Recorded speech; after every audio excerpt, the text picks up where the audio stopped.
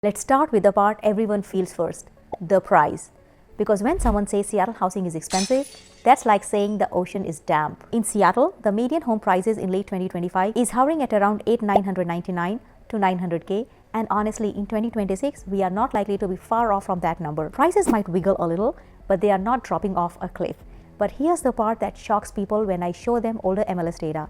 Back in 2000, a perfectly normal home in many Seattle neighborhoods, Beacon Hill, Rainier Valley, Ballard, could be bought for somewhere in the $200,000 to $275,000 range. And no, that wasn't luxury, but it was solid, livable, a starter home. Fast forward to 2026, that same house, same square footage, same lot size, same 1970s split level architecture. You're looking at approximately $850K to $1.1 million, depending on the zip code. The same house, not a bigger house, not a fancier house, not a Jetson smart home with a butler robot.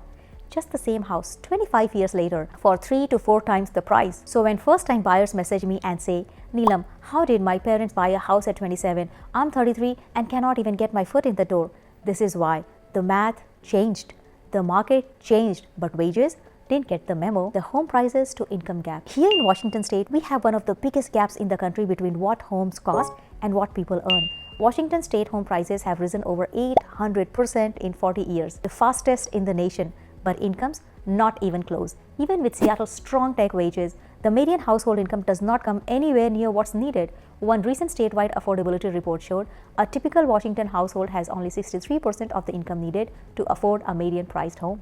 First-time buyers? Well, they have less than half the income needed for a starter home. So when someone says kids today just don't want to work hard, no, Washington's housing market is simply sprinting and incomes are limping. Mortgage rates say goodbye to 3%. Let's talk interest rates.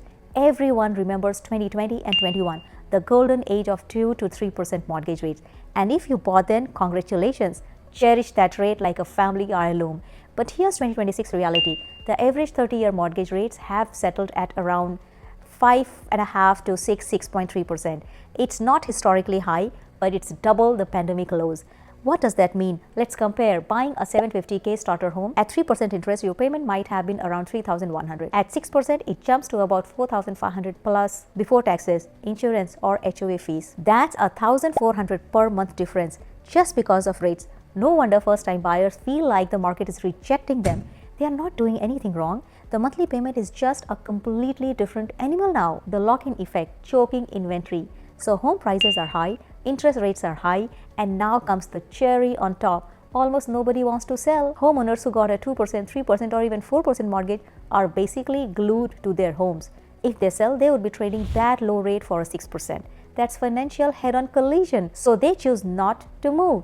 This creates what economists call the lock-in effect. And the Seattle area is one of the hardest hit. Fewer move-up buyers, fewer downsizers, fewer first-time sellers, and therefore fewer starter homes hitting the market. We have seen resale inventory in King County stuck at extremely low level for years. Even when listing rise a little, it's not nearly enough. And you know who gets hit hardest? First-time buyers, because they depend on starter homes and starter homes aren't being listed. It's musical chairs, except 5 people are fighting over one chair and a hedge fund bought the other 4. The rise of investors and build to rent. Here's another factor that does not get talked about enough. Investors, big and small, are snapping up homes. And the Seattle region is very, very attractive. High demand, limited land, continuous job growth, strong rental market. For investors, this is a dream. For first-time buyers, it's another wall. Institutional investors often pay cash, skip inspections, and move at lightning speed. And in newer suburbs like parts of Federal Way, Tacoma, Marysville, and Lacey, builders are increasingly selling entire blocks of new construction to investor groups that plan to rent everything out. This is creating build-to-rent neighborhoods where homes were never intended to be sold to families. Once again, fewer paths into homeownership. Local cost, insurance, taxes, and utilities. Even if buyers can afford the purchase price and mortgage, Seattle adds another layer of difficulty: ongoing cost. Washington does not have state income tax. Love that. But property taxes here are no joke. On $900K home, property taxes can easily run up to $9,000 to $11,000 per year. Depending on the neighborhood, that's almost a whole extra mortgage payment every year. Insurance costs have also been rising everywhere. Utilities are expensive, and doing repairs or updates in this region cost more due to labor shortage and material cost. So the affordability problem isn't just getting into a house, it's being able to stay in one. The emotional toll on first-time buyers. Let's take a second and acknowledge something beyond the spreadsheets and percentages. This is emotionally exhausting. First-time buyers in Seattle, Tacoma, Everett, Bellevue, all across the Puget Sound tell me the same thing. I feel behind. It feels impossible. Everyone says to buy, but how? Should I leave Washington? Did I miss my window? But it breaks my heart because these aren't people being dramatic. The data backs up their frustration. In Washington, almost 3 out of 4 households cannot afford a median priced home. Some are giving up, some are leaving the state, some are waiting and hoping rates will drop. Some are looking at manufactured homes, ADUs, and co-buying. Some are still fighting for that one home that checks enough boxes. However you are feeling, it makes sense.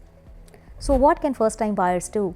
Don't worry, we are not ending this video on doom. There are strategies that are working right now. Look at new construction incentives builders in parts of Pierce, Snohomish, and Thurston County are offering. Rate buy-downs, closing cost credits, free upgrades. These can save thousands of dollars. Expand your search radius. A 20 to 40 minute drive outside Seattle can drop price by $150K to $300K. Consider condos or townhomes.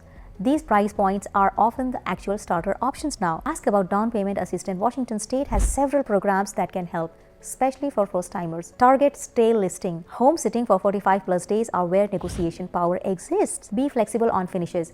You can fix ugly, you cannot fix unaffordable. So yes, first-time buyers are struggling in 2026, and not because they are doing something wrong. Seattle housing market has been reshaped by decades of underbuilding, explosive price growth, investor activity, mortgage rate whiplash, and a locked-in homeowner base that isn't going anywhere.